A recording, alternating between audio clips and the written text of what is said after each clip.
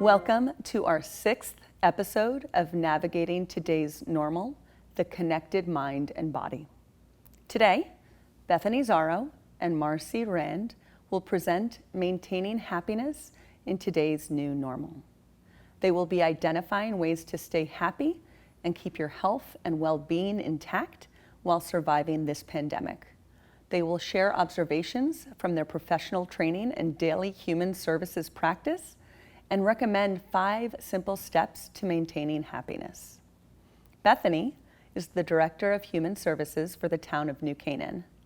With years of clinical and practical experience in the public health arena, she focuses her department's outreach and collaborative efforts on prevention, education, and wellness.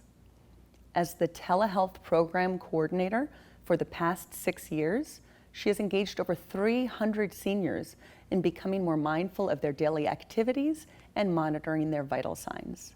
She is a strong proponent of learning how to carry happiness while experiencing the aging process. Marcy is the Adult and Senior Services Coordinator for New Canaan Human Services. She is an LMSW with a long-standing experience in dealing with education and practice required for our seniors' health and well-being.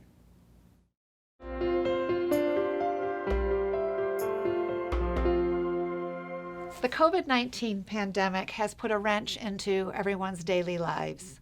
Our concern today is talking about seniors and the effect that isolation has on their well-being as a result of not knowing how long our social distancing practices are going to have to remain in place. So Marcy, I wanted to discuss with you comparing pre-COVID days and current COVID days in terms of what we're seeing seniors coming in with concerns. Sure. Marcy has just started working at New Canaan Human Services as our senior services coordinator, but she has worked many, many years in Darien at their community senior center. And so with her expertise and my being at Human Services in New Canaan for many years, we have noticed that there is definitely a change in the intensity and the direction that seniors are coming in to Human Services to seeking resources and help. So Marcy, Darien and New Canaan are very similar, Right. Very similar, this whole area. And what did you see before COVID?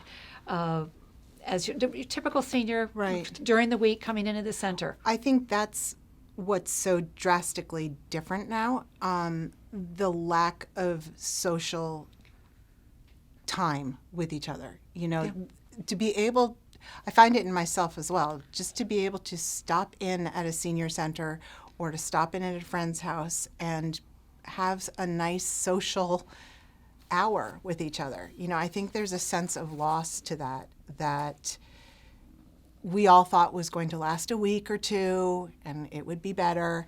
It's now gone on 5 months, and seniors are very vulnerable. They're very vulnerable. And it's scary, and no one wants to leave their house. I know even during the tropical storm, there were many seniors who were without power for many hours, many days.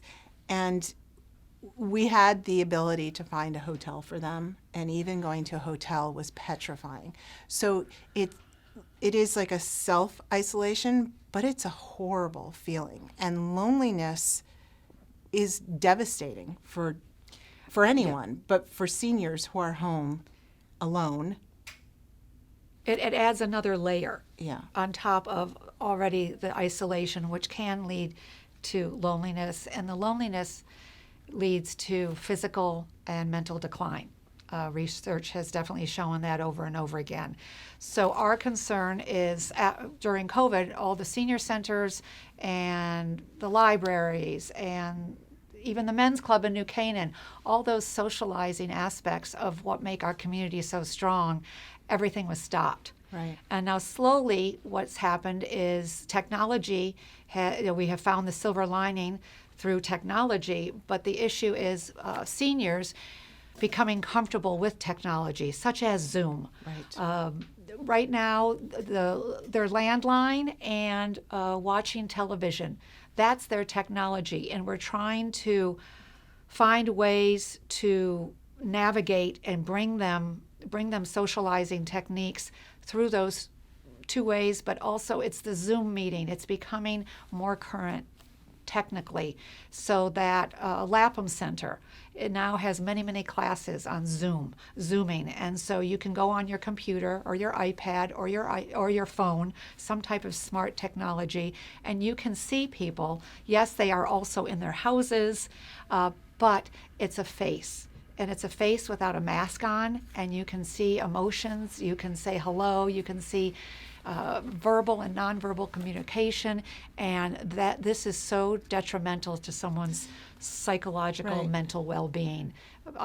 With the aging process, we do naturally start losing cognitive we start having cognitive issues, which is fine. It happens because our chemicals decrease in so many ways. So our brain patterns and our brain waves, they don't tap in as quickly. But when you have isolation, which can start breeding loneliness, and then the loneliness makes you want to isolate more, that vicious cycle is absolutely a deterioration tool for someone who is aging and not getting out. Right. And living shouldn't be fear-based. Fear-based. And the last 5 months, it's sort of like life has been fear-based. And now that we are more aware of facts and we're more aware of the use of masks being important and hand washing, seniors who are capable of getting out, who are not homebound, should do so. A walk around Irwin Park is a great way of seeing other people. And it doesn't mean going to a dinner party. It doesn't even mean meeting with a group of 10 people. You can really get social connections just smiling and saying hi to somebody on the street. Yeah, and we're learning with our masks on, people are learning to read eyes more clearly in terms of the squinting when you smile, or the larger eyes concerned or shocked. We're learning, human nature is learning how to verbalize and communicate through our eyes more. For a senior, as Marcy said, go on a walk with someone you live with your significant other, wear your face mask, and just see people. You can see people from a distance. Our concern is stay away from the grocery stores and the pharmacies. Call us. We can get a volunteer to do your grocery shopping, or have a family member that you know do your weekly grocery shopping, things like that. We have a telehealth program where with a Fitbit, a little pedometer, and a blood pressure cuff, and we can teach you how to download the dashboard, and you can start watching and counting your steps every day. That becomes a challenge and a goal, and many people enjoy doing that. So it's about thinking out of the box during this time of COVID, because what we don't want to happen is this COVID creep comes in terms of taking over who we are, and then our feelings become lonely. And with that loneliness, there's a drop in a lot of different chemicals and hormones, and then that starts the cycle. And even people that weren't prone to depression and anxiety and mental deficits, this situation is now causing some of these issues in completely healthy people, full of life, and it's normal. It's normal, and we want everyone to understand that and to know that there are resources available. So this is why we're here. There are centenarians have definitely, not that they have the fountain, the secret of youth, but studies have been done with them, and it's their attitude primarily. And even though they were born obviously with a huge genetic factor on being happy, there's 40% of that factor that they have learned and felt good learning through the years of the attitude of joy, of caring, happiness, when it doesn't have to be a completely happy day, but being grateful for those little things, being mindful of every move they make and how it's made someone happier, better, helping people. There are ways to do this. There are books to teach you how to do it. There is one book called The Happiness Project. It's a 12-month-long study Gretchen Rubin did, and she wrote about it each month. You can go through and start your month in September and start that month with the focus on what she started. You can start a book club on Zoom. In fact, Marcy is starting a book club at Lapham about the Happiness Project. That's going to be the book. So one more reason, to contact. We work collaboratively with Staying Put, the New Canaan Library, the New Canaan Y, Lapham Center, and the faith-based community. We work with people, liaisons, and if they have a resident, a member, anybody that needs help or needs a guidance or just the right direction, the resources, it's not a negative, it's not a weakness. They call us, and we have loads of resources. We have to get through this COVID moment. So that in New Canaan, we have to do it together. We can't wait until the streets again. Happiness will be just a typical day. But striving to get that happiness back again, or working on becoming happy during this time, it's going to be one of our greatest projects we as a community do. Well, we've noticed that we have done a lot of home visits over the last couple months to a multiple number of seniors, I think over 100. And I think that we found that seniors who are happy or feeling a sense of well-being have decided to act the way they want to feel, which leads to feeling the way you act. And there are so many ways to have a content heart and to feel not pure joy, because it's not a joyous time, but there is a way of feeling happy and more content. And those are such little steps, little tweaks in your thought process. Being kinder to yourself, kinder to others. It raises endorphins. Feeling gratitude. Noticing on a walk a bunny, I took my dog for a walk and I saw this sweet little bunny sitting at my neighbor's front door, and he looked just like Peter Rabbit. And I think before really doing research on this happiness, I probably just would have noticed the bunny and went on my way. It was a sweet bunny. I took a picture of it. You took a moment. You took a moment and you let it sink in. I took a moment. And that's like an example of being mindful. Being mindful is so important because it is not like you won the lotto or you won $1,000 scratch off. That's or lucky. Anything. That's just lucky. That's luck, yeah. But being mindful is just really being so happy and appreciating your life and your moment. And even if it's 1 second. Right. And so this is the type of thing that is going to breed resiliency through this historic time. We need to take 1 second at a time. And like you said, find passion, find joy in that one little rabbit, in some little boy running across the street with his mom, following the dog on the leash. That is just a quick moment. Don't bypass it. Definitely keep it in your system. Carry it with you. There are other types of the attitudes, and let's go through the 12. Okay. 12. I know we've touched upon a few of them, but in terms of the centenarians, that their secrets to living a long life. This is an interesting few studies put together. Well, and treating yourself kindly, I'm going to be nice to myself. And well. And that goes for not just attitude. Like that goes for a healthy diet. If you loved somebody, you wouldn't give them Twinkies. And, you want to treat yourself the way you love yourself. And so eating well, no processed foods, all of those things help to boost your immune system and help to boost your mood. You don't want to give yourself an opportunity to have more opportunities to be depressed, especially now. I think working towards keeping your mind active. There are times when you are home and you're homebound, but there's so much you can do. You can do crossword puzzles. Yeah, and if you're used to doing crossword puzzles, put in keep doing the crossword puzzles, but definitely try something else new.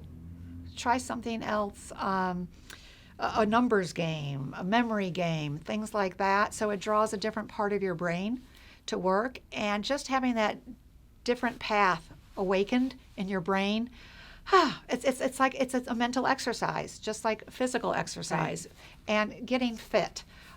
Do we have to get a coach and learn how to get our muscles? No, but just exercise, increase your energy by pushing towards more energy. Use your energy. If you're not used to walking, you think, I'm too tired, just walk out to the driveway and back if you have no physical issues, if it's safe. The big thing another thing is being social. There are different ways we can't be social the way we used to, but social distancing is still, we're learning how to work around that, and the social aspect of, like we had mentioned, going for a walk at Irwin. You see someone coming, you can get out of the way, they can get out of the way. Having that fresh air around you and moving your arms and your legs gets your whole system going, gets more oxygen into your blood and into your extremities.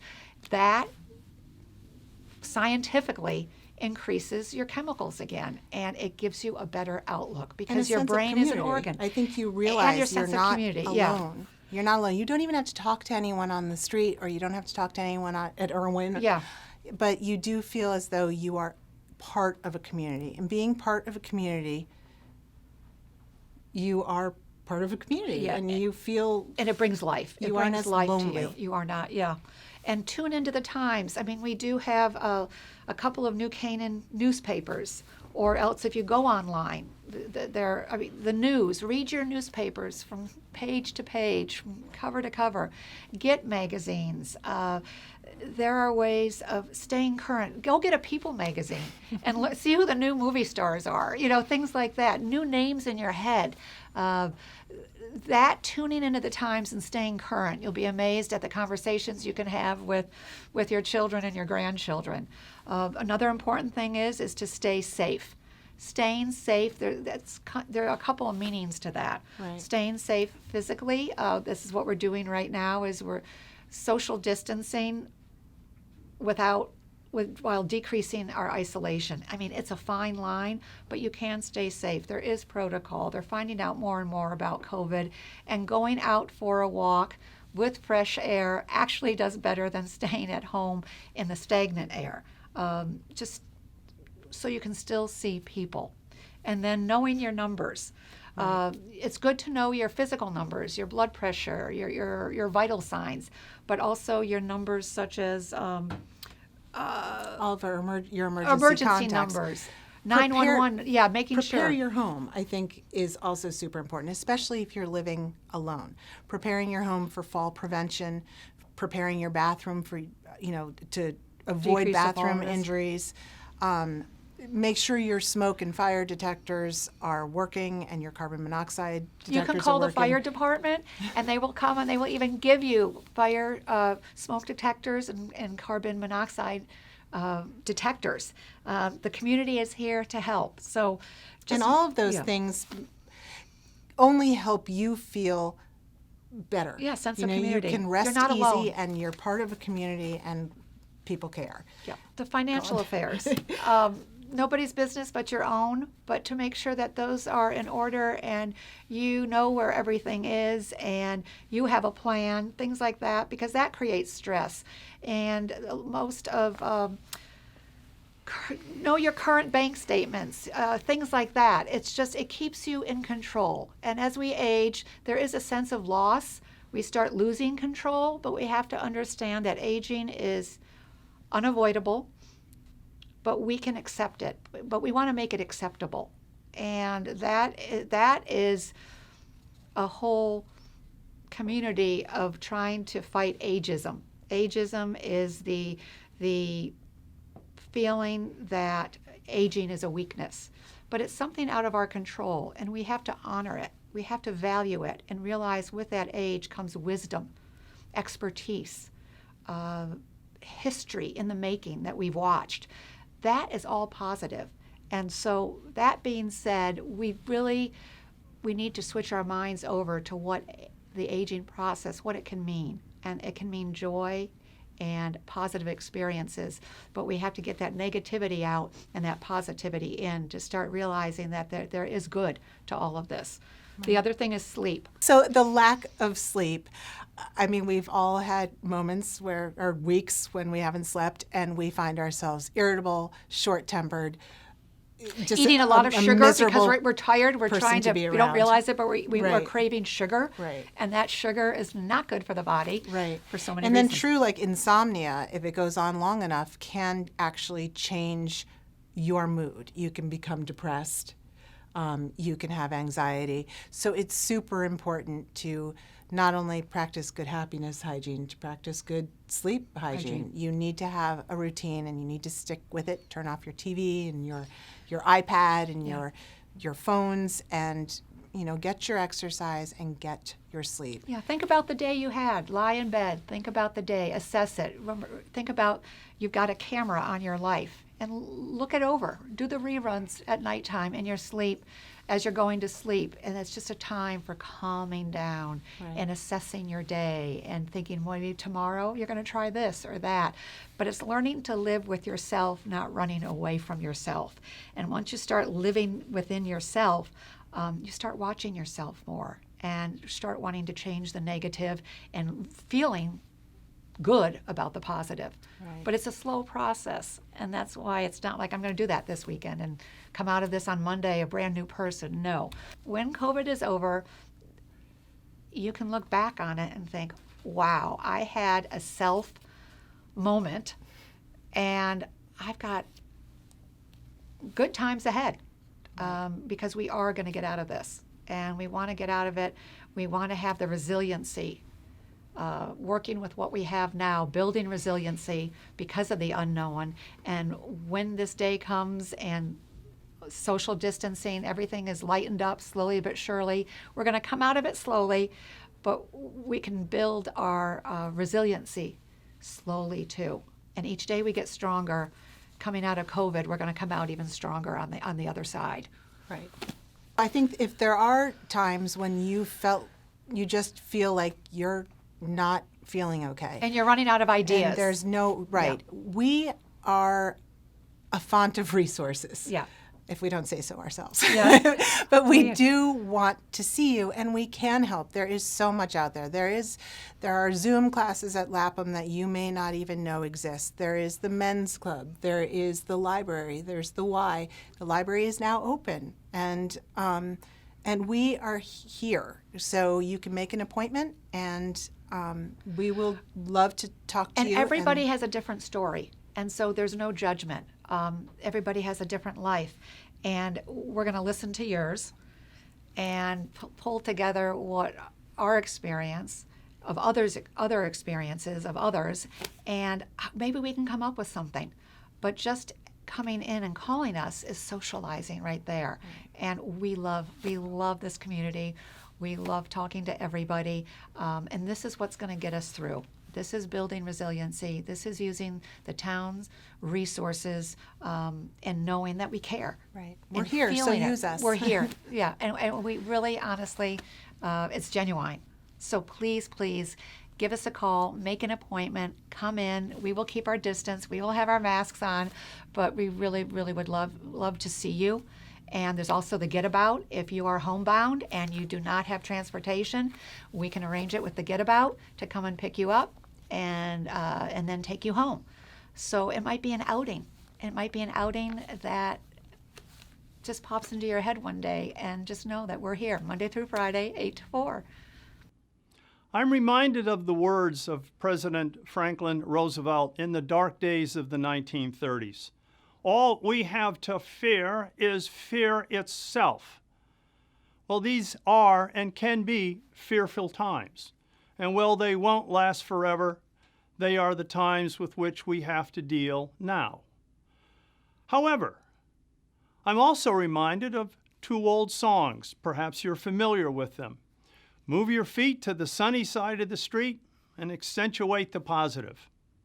And I believe that we heard from our friends Bethany and Marcella from the Human Services here in town of many ways that we can move our feet to the sunny side of the street and accentuate the positive. to remain connected, to be happy in these difficult times. Their own department, Human Services, offers a wide variety of resources that we can take advantage of. And in addition, we have the library, the Lapham Community Center. We have many of the social organizations in our town, such as the New Canaan Men's Club, the Sewing Group, the Encore Group. And I would say perhaps last, and perhaps new to many of us, are social media options. One in particular is the Zoom, the ability to see friends and family wherever they may be. I encourage you to look into each of these to expand your connections and your happiness.